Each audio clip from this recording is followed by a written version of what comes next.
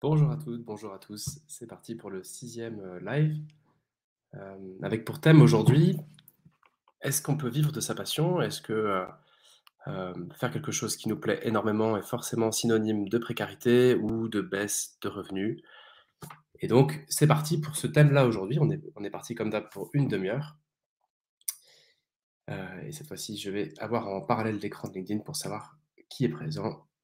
Et ce sera plus facile que de vous demander de, de me faire coucou en arrivant. Mais si ça vous fait plaisir de mettre un petit smiley ou un petit message en arrivant, un petit hello, c'est toujours apprécié et ça me permet de savoir que vous êtes là. Euh, donc cette question, elle est importante parce que elle revient tout le temps. Il arrive qu'on n'ose pas identifier, enfin, qu'on n'ose pas, quand on réfléchit à son avenir professionnel, euh, qu'on n'ose pas creuser des métiers juste parce qu'on sait qu'on n'aura pas le courage de le faire et parce que l'aspect financier est trop inquiétant ou trop précaire ou trop peu stable, et cetera. Et donc, je voulais faire cet épisode parce que je me retrouve parfois avec des clients qui refusent même d'envisager une carrière, au-delà de le faire, au-delà de faire le pas, qui refusent de l'envisager parce qu'ils savent ce qu'il y a derrière et ils savent que ce sont des métiers, voilà, plus ou moins précaires, plus ou moins dangereux, enfin dangereux financièrement, plus ou moins compliqués au niveau équation financière. Et je pense que c'est dommage parce qu'il n'empêche pas, enfin, surtout quand on fait un bilan de compétences ou quand on réfléchit à sa voie professionnelle, on ne parle pas de faire un grand saut, on est juste au stade de réflexion. Et donc, c'est dommage de ne pas, j'ai envie de dire, de ne pas soulever le couvercle pour voir si ça sent bon dans la marmite, de peur d'avoir envie de le faire et de ne pas oser de le faire. Ça mérite au moins de regarder et de s'intéresser un peu aux choses. Et donc la première chose moi, que je voulais dire par rapport à ça, c'est est-ce qu'on peut vivre de sa passion? Ben, on va en discuter. Mais est-ce que c'est pertinent de regarder de près ce qui vous plaît et d'envisager d'en vivre? Bah oui, carrément. Il vous appartiendra après de voir si c'est possible, pas possible, etc. Mais comme il y a des personnes qui bloquent avant même d'envisager le truc, j'ai voulu faire cet épisode pour commencer à répondre à certaines questions par rapport à ça. Donc le tout premier point que je voulais vous partager par rapport à ça, ça va paraître un peu nébuleux. J'appelle ça, moi, processus versus aboutissement. Parce que quand on se pose la question, est-ce que je peux vivre de ma passion? Je pense qu'on ne se pose pas la bonne question dès le départ. On part dès le début sur une mauvaise pente. La question qu'on se pose, c'est tout de suite financier. Est-ce que je peux vivre de ma passion financièrement? Est-ce qu'encore une fois, ça me permettra de gagner 1500, 2000, 3000, 5000 euros dont j'ai besoin chaque mois pour faire vivre ma famille, pour vivre, pour investir, etc. Je pense que c'est une mauvaise question à se poser. Euh, Quand vous vous posez la question si vous pouvez vivre de votre passion, j'imagine que, comme la plupart d'entre nous, comme moi, comme tout le monde, vous vous posez la question, est-ce que je peux vivre du métier final, de l'aboutissement de ma passion? Euh, je vous prends un exemple, je ne sais pas si par exemple vous aimez le golf, la question que vous posez, c'est peut-être est-ce que je peux vivre en tant que golfeur professionnel? Si vous aimez la musique, est-ce que je peux vivre, est-ce que la vie d'un musicien qui, euh, qui part en tournée, qui fait des concerts, etc., me plaît? Mais ça, c'est l'aboutissement que vous regardez. Euh, c'est pas le processus. Quand vous parlez de vivre de votre passion, quand on parle de vivre de sa passion, on a tendance à penser, OK, est-ce qu'une fois que je serai abouti là-dedans, est-ce qu'une fois que j'aurai abouti, je serai en mesure d'en vivre? La- le truc, c'est que entre aujourd'hui et le moment où vous aurez abouti au quotidien du métier tel qu'il est quand il est vraiment abouti, il va se passer plusieurs années. Et donc, la première question à se poser, c'est à quoi ressemble le day-to-day de votre passion? Et non pas est-ce que je peux en vivre financièrement, mais est-ce que je peux en vivre en termes d'intérêt? Par exemple, je reprends le cas d'un musicien ou quelqu'un qui se demanderait s'il peut être guitariste pro. C'est une chose de se demander est-ce que j'apprécierais, est-ce que je gagnerais assez d'argent, est-ce que j'apprécierais faire des tournées, des concerts, des albums et tout. La réalité, c'est pas est-ce que tu vas faire des albums ou est-ce que tu vas faire des tournées ou est-ce que tu vas faire des concerts. La réalité, c'est est-ce que tu es prêt ou prête pendant plus ou moins 5 ans ou 10 ans à faire de la guitare du lundi au samedi de 9h à 18h, comme ton boulot de financier, de marketeur, de commercial. Est-ce que tu es prêt à bouffer de la guitare du matin au soir? Est-ce que le processus qui t'emmène à musicien pro, il te plaît autant que l'image que tu t'es faite du boulot de musicien pro? Beaucoup de miroirs aux alouettes en fait dans l'orientation. Des métiers d'infirmière, de prof, je reviens souvent dessus parce qu'il y a beaucoup de personnes qui tombent de haut avec ça. il y a encore plein de métiers qu'on pourrait citer, où on se pose la question, encore une fois, est-ce que quand je serai en haut de la pyramide de ce métier-là, je serai bien? Mais la question, c'est pas ça. C'est est-ce que vous avez envie de gravir la pyramide? Est-ce que le quotidien, jour après jour, qui vous de votre passion, heu, est-ce qu'il est fun? Est-ce qu'il est cool? Est-ce qu'il vous plaît? Je vous prends un exemple tout bête qui est le coaching, parce que c'est celui que je connais le mieux. Le On peut se poser la question: «Est-ce que je me verrais bien coach, avec ma communauté potentiellement sur Insta ou avec, mes clients que j'accompagne?» Je ne sais quoi, enfin on peut se faire une certaine idée du métier, qui est d'ailleurs plutôt souvent un peu moyenne, hein, l'image est pas ouf. Mais la question, c'est pas du tout ça. C'est pas: «Est-ce que je pourrais être bien coach avec ma vie de coach?» La question c'est: «Est-ce que tu es prête ou prêt à bouffer à peu près 8 séances par jour pour pouvoir en vivre, de personnes qui te confient leurs problématiques, leur vie?» Et si ça te plaît, bah, vas-y, go for it. Si ça te plaît de faire de la musique du matin au soir, et de faire ça du lundi au vendredi, go for it. Si ça te plaît de travailler de la pâte à pain du matin au soir en tant que boulanger ou pâtissière, ou si ça te plaît de cuisiner du matin au soir, du lundi au samedi, tout le temps, OK, vas-y fonce. C'est qu'a priori, c'est que oui, tu peux vivre de ta passion en termes d'intérêt déjà, à minima, avant de parler de finances. Si en fait ce que tu voulais, c'est surtout la clé de ta passion, l'aboutissement du truc, l'aura, la stature, les finances, le quotidien qu'on a une fois qu'on est arrivé en haut, bah, fais gaffe parce que il y a peut-être 2, 3, 5, 10, 15 ans qui t'attendent avant d'arriver en haut, et du coup, ça va pas être fun, ça va pas être beaucoup plus fun que ce que tu fais aujourd'hui, quoi. Heu et donc ça me paraît être un point hyper important. Là-dessus, il y a une étude qui a été réalisée sur des étudiants en école de beaux-arts aux États-Unis. Alors j j'essaierai de mettre la source si en commentaire. C'est, une étude qui a montré que parmi les étudiants en études de beaux-arts, notamment, bah, dans je sais plus quelle fac aux États-Unis, très peu des étudiants finissent artistes.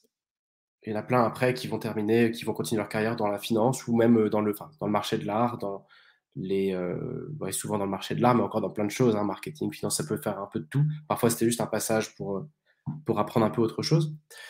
Et donc en fait, il y a très peu d'étudiants en beaux-arts qui finissent artistes. Et cette étude a révélé que, ceux qui restent, ceux qui font le métier des études, en fait, c'est ceux qui aimaient bien les études qu'ils ont faites. C'est ceux qui étaient contents du matin au soir de faire les exercices, de faire le job, en fait, d'artiste, qui aimaient bien le processus de leurs études.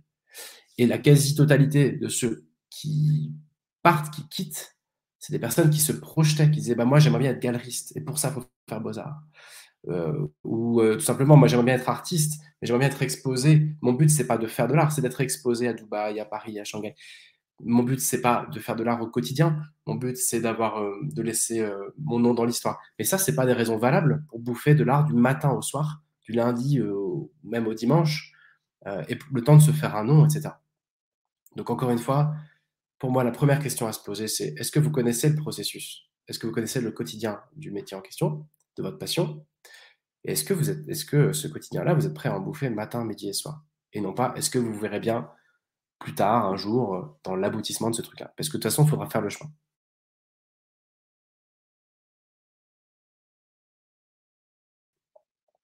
Composer, c'est, est-ce que tu es déjà, aujourd'hui, à un niveau professionnel? C'est une question importante parce qu'on peut vivre de tout et on peut vivre décemment de tout, pour répondre à la question de mon poste. On peut, quand on a un bon niveau, quand on est reconnu, quand on est mondialement reconnu ou nationalement reconnu pour ce qu'on fait, on peut vivre décemment, c'est évident.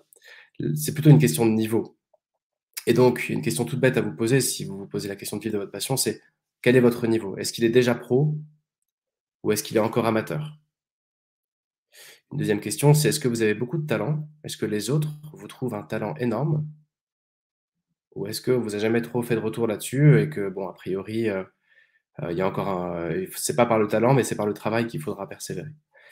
Hem, dans tous les cas, c'est possible, c'est juste que ça va demander plus ou moins de temps. Et donc, au fond, par rapport à cette question-là, je pense qu'on peut trancher assez vite en se demandant, hem: «Est-ce que j'ai déjà un niveau pro? Auquel cas, ben, qu'est-ce qui m'empêche d'essayer, de faire un congé sans solde, de faire un test, pour voir, combien je réussis à générer avec ça. Voire même, rien ne vous empêche de créer une auto-entreprise et à côté de votre travail, d'exercer en tant que pro, dans votre passion. Et si vous n'avez pas un niveau pro encore, bah, ça pose 2 questions. C'est est-ce que vous avez suffisamment de potentiel et de talent? Donc ça, c'est peut-être de demander autour de vous ce que les gens pensent, ce qu'ils ressentent.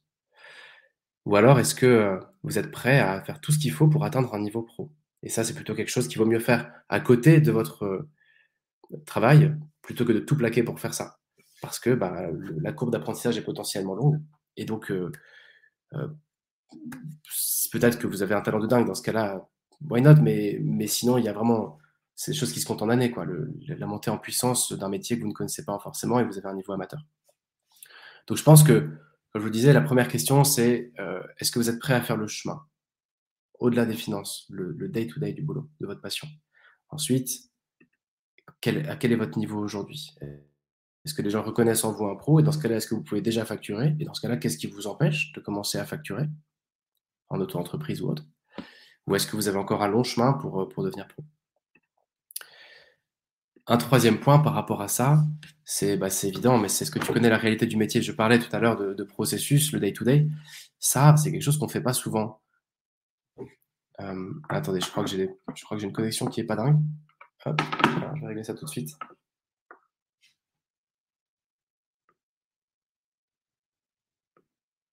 Voilà, je crois que c'est mieux.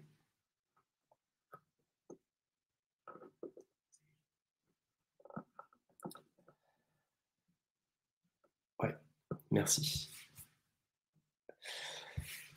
J'en étais où? Ouais. Oui, j'en étais sur la réalité du métier.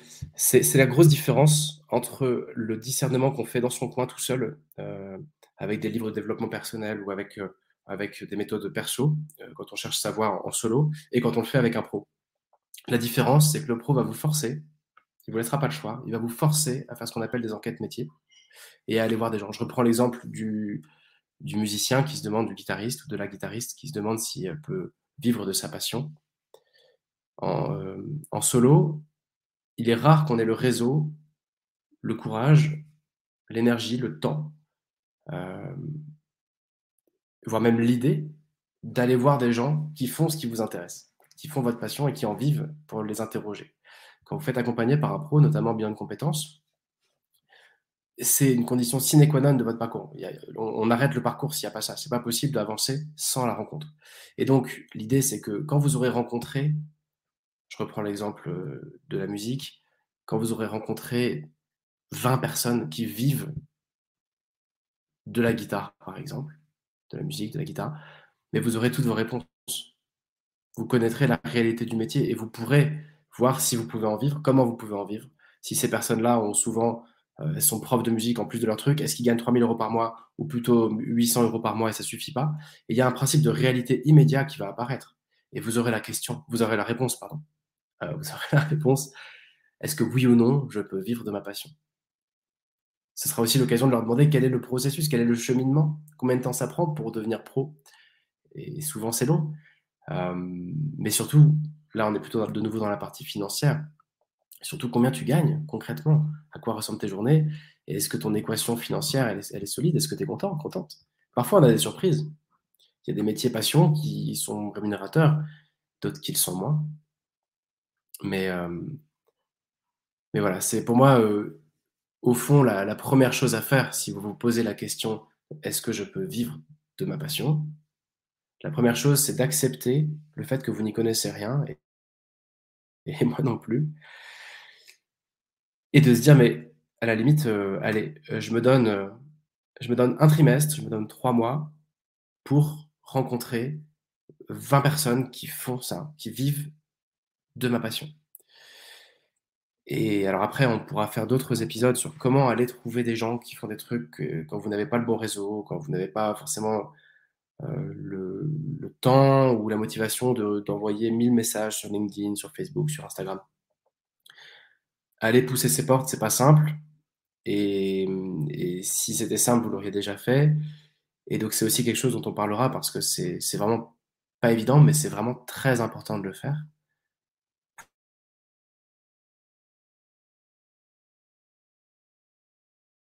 pousser des portes et qu'est-ce qui est bien, qu'est-ce qui est pas bien, gagne. C'est essentiel en fait et ça répondra immédiatement à votre question: «Puis-je vivre de ma passion? Puis-je vivre décemment de ma passion?» Donc s'il y avait qu'un seul point, je pense que c'est vraiment celui-là. Est-ce que tu connais la réalité de ton métier? Et c'est pas Google qui va te la donner. C'est pas une fiche de poste au NICEP. C'est 5, 10, 15, 30 personnes qui font ton métier. Et si tu prends le temps de faire ça, mais c'est évident que tu auras la réponse. Est-ce que je peux en vivre? Est-ce que je suis prêt ou prête? Est-ce que, quel est le revenu médian? Ceux qui gagnent le moins, ils sont comment? Ceux qui gagnent le plus sont comment? Et puis ça vous permettra aussi encore une fois de découvrir le fameux cheminement, le fameux processus. Est-ce que j'ai envie de vivre ce processus? Est-ce que ça me plaît? Ça vous permettra de savoir si vous êtes déjà à un niveau pro. En rencontrant des gens, vous pouvez confronter votre niveau à eux. Vous pouvez leur dire: «Voilà ce que je fais, voilà mes réalisations, qu'est-ce que tu en penses?» Et puis surtout, vous connaîtrez la réalité du métier. Hem, alors je fais un tout petit break juste pour vérifier que tout se passe bien. Hop là, n'hésitez pas à mettre un petit commentaire si vous avez une question ou même si vous voulez faire un petit coucou. Hem, voilà pour moi les premiers éléments de réponse. Ensuite, évidemment qu'il y a des métiers qui sont connus pour gagner beaucoup, des métiers qui sont connus pour gagner peu, mais ça veut pas forcément dire grand-chose. J'ai accompagné un financier récemment qui est au SMIC et je connais des coachs qui passent spécialement un métier, qui est fait pour être lucratif, qui gagnent 15 000 à 20 000 € par mois et qui font un métier très bien, je veux dire, c'est pas du tout des charlatans. Donc évidemment que si votre passion, c'est le social et votre rêve, c'est de devenir assistant social, mais évidemment que l ou instit, vous connaissez déjà les salaires qui vont avec. Mais même là, il est toujours possible, si vraiment votre métier vous passionne et si par exemple vous gagnez un SMIC, et que c'est pas suffisant pour vous, il est toujours possible de rajouter des choses. Si vraiment ça vous passionne, vous pouvez créer une formation par rapport à ce que vous faites. Vous pouvez, organiser des conférences par rapport à ce que vous faites. Vous pouvez rajouter des cours du soir, vous pouvez je sais pas, il y a toujours matière à financièrement développer des choses qui vont vous permettre de gagner un peu plus, si le métier ne suffit pas. Donc il y a pas vraiment de réponse évidemment à cette question, en fonction de vos besoins et de votre capacité à générer de l'argent, bah, un même métier va un même métier va avoir une réalité économique complètement différente, notamment dans l'artisanat. Il y a des menuisiers qui gagnent un SMIC, d'autres qui gagnent, des fortunes, des designers, c'est vrai dans tous les métiers, en fait. Même si, à la base, évidemment, les métiers sont plus ou moins connus pour être lucratifs ou peu lucratifs.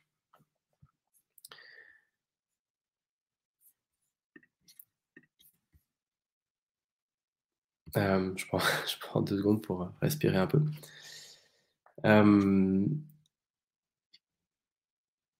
un peut-être un dernier point là-dessus, qui me paraît important, c'est de parler de bon, précarité, c'est pas forcément le bon terme, mais de voir qu'est-ce que c'est? De quoi on parle, en fait, quand on se dit: «Est-ce que si je fais un métier passion, je serai à risque financier?» Moi, je crois que là-dessus, on se trompe un petit peu de combat quand on se dit: «Est-ce que ce métier est plus précaire que tel autre?» Imaginez que vous ayez un master, d'école d'ingénieur, de commerce ou je ne sais quoi, des hautes études, et vous ayez un bon poste de cadre, vous gagnez, 3 000 € par mois, peut-être même plus, tout va bien, dans une grosse boîte. Imaginez que demain, vous fassiez un burn-out et que, bah, que vous vous retrouviez un peu sur la sellette, donc vous faites une rupture conventionnelle ou je ne sais quoi, vous quittez votre poste et vous êtes, mentalement fragilisé, c'est-à-dire, psychologiquement fragilisé et vous avez du mal à reprendre le boulot. Et là, du jour au lendemain, à cause d'un problème psychologique, vous pouvez vous retrouver, au fond, bah, avec, 0 revenu. Donc même un poste dans un grand groupe, bah, ça arrive les plans sociaux, ça les marchés un peu bouchés, où on a du mal à rebondir. Donc bon, évidemment qu'il y a des carrières plus ou moins risquées. L'entrepreneuriat est plus risqué qu'une carrière de cadre salarié. Mais au fond, quand on y réfléchit bien, le risque, est-ce qu'il n'est pas plus grand quand on vit sous perfusion et qu'on a besoin que le robinet coule? Et s'il s'arrête, on est foutu. Donc j'entends par là des boulots très sûrs, des boulots de salariés et enfin des boulots de salariés surtout dans des structures très sécurisantes. Est-ce que c'est plus rassurant au fond de vivre sous perfusion de ça et tant que ça marche, tout va bien. Mais en cas de crise, on est foutu? Ou est-ce que l'assertivité et la résilience de se dire: «OK, j'ai mangé de la vache enragée», dans le sens où j'en ai bavé, j'ai pas gagné beaucoup, mais j'ai construit mon truc, j'ai appris à générer un peu de chiffres et cetera. J'ai osé démissionner, j'ai osé quitter mon boulot, j'ai osé entreprendre, j'ai osé même juste changer de boulot d'un poste de salarié à l'autre.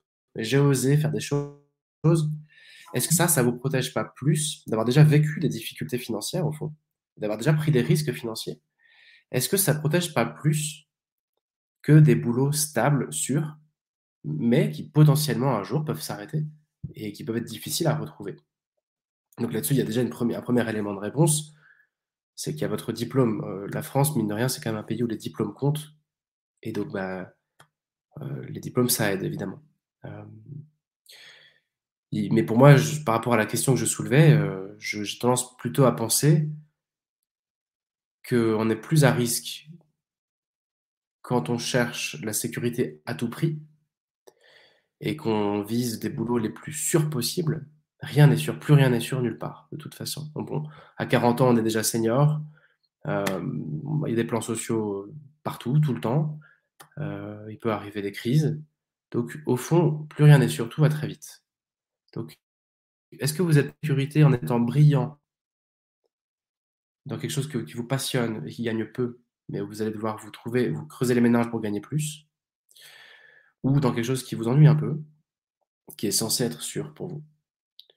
Je pense que vous êtes plus en sécurité dans quelque chose d'un petit peu plus enfin, je pense qu'on est plus en sécurité dans quelque chose d'un petit peu plus, difficile, qui nous oblige à savoir générer un petit peu de chiffres, à savoir réduire nos dépenses, le cas échéant et cetera, parce qu'on est affûté, parce qu'on apprend et qu'on construit ses finances. Au lieu d'ouvrir le bec et dire: «Bah, oui, nourrissez-moi parce que j'ai tel diplôme» et puis, bah, le jour où il y a plus personne qui donne la béquille, on est foutu quoi, littéralement. Et c'est ce que je trouve terrible avec la génération des personnes qui ont aujourd'hui 55-60 ans, qui ont connu une situation de plein emploi quand ils avaient la trentaine et qui n'ont pas été affûtés du tout au fait que chercher un boulot, c'est dur, que, parfois même, trouver un ouais, trouver un job, vite, se gagner, un job, bien, qui rémunère bien, qui est intéressant, c'est pas évident et cetera et et je trouve que c'est une génération qui vit, qui prend, en pleine poire actuellement, tous les plans sociaux, toutes les difficultés, les crises qui traversent, parfois notre pays, qui sont pas du tout affûtés, quoi. Là où aujourd'hui, un jeune de 20 ans, bah, il a pas le choix, hein. Il s'est pris 2 ans de covid, il arrive dans des marchés souvent un peu bouchés, il doit se débrouiller pour trouver une alternance, se débrouiller pour trouver un boulot, se débrouiller pour, trouver sa voie ou se reconvertir s'il sent qu'il est dans les mauvais rails. Même s'il y a plein d'aides, aujourd'hui, on est beaucoup plus affûtés qu'autrefois. Et donc pour moi, au fond, la question de la sécurité, c'est plus: est-ce que je suis capable de me débrouiller financièrement? Est-ce que j'ai un plan B? Est-ce que j'ai des parents qui peuvent m'héberger, qui peuvent me prêter de l'argent? Est-ce que j'ai du réseau? Est-ce que j'ai du backup financier? Est-ce que ma conjointe, mon conjoint peut couvrir mes arrières? En fait, c'est ça les vraies questions par rapport à la précarité. C'est: est-ce que j'ai un filet? Certaines personnes ont un filet, d'autres personnes n'ont pas de filet. Certaines personnes savent générer du chiffre, savent vivre par elles-mêmes, au cas où elles trouvent pas de boulot, d'autres ne le savent pas. Pour moi, c'est plutôt ça, les bonnes questions à se poser. C'est, quel est mon vrai risque si demain j'étais, en difficulté financière professionnellement? Que ce soit dans mon boulot passion ou dans un boulot qui me passionne pas, mais qui est dit sécurisé, qui est censé être safe. Voilà. Hem Et donc moi, à quoi ça invite tout ça? Bah, je trouve que ça invite justement, si vous avez une passion, si vous avez quelque chose qui vous botte à fond et que vous envisagez, pardon, d'en faire votre métier, je trouve que ça invite à, en parallèle de votre boulot, commencer commencer à devenir pro dans ce truc-là avant même d'être officiellement pro ou formé. Par exemple, si vous avez de l'or dans les mains et que vous savez bien masser, et vous n'avez pas besoin d'être massothérapeute pour soigner en massant. Enfin, je veux dire pour faire du bien en massant. Si vous êtes un peu formé et que vous êtes doué, voilà. Vous n'avez pas besoin d'avoir un diplôme de vente, un BTS vente ou une licence ou un master pour être commercial. Si vous avez juste un bac, mais que vous savez vendre, rien ne vous empêche. On n'a pas besoin d'être commercial en CDI pour vendre des choses. Et donc moi, je vous inviterais plutôt à, bon, encore une fois, à rencontrer beaucoup de gens pour connaître la réalité, à identifier le processus et pas seulement l'aboutissement. Mais aussi, à la limite, je vous inviterais bien à commencer avant d'être prêt. Voilà, moi, c'est d'ailleurs, c'est un peu mon histoire perso avec le podcast, 42 minutes, qui est devenu ensuite Trouver sa voie. Hem, bah, je dirigeais une PME, en Loire-Atlantique et j'étais attiré par le coaching, mais pas du tout prêt, incapable d'en vivre et j'avais un boulot par ailleurs plus sécurisant. Hem Et en fait, ben, au fond, j'ai commencé à rencontrer des coachs et des personnes qui sont un peu du métier, pardon pour le bruit de fond, des gens qui sont un peu du métier, à travailler ce sujet-là et heu et peu à peu, bah, ça a généré des choses. Excusez-moi, je suis un peu déconcentré parce que je crois qu'il y a une petite urgence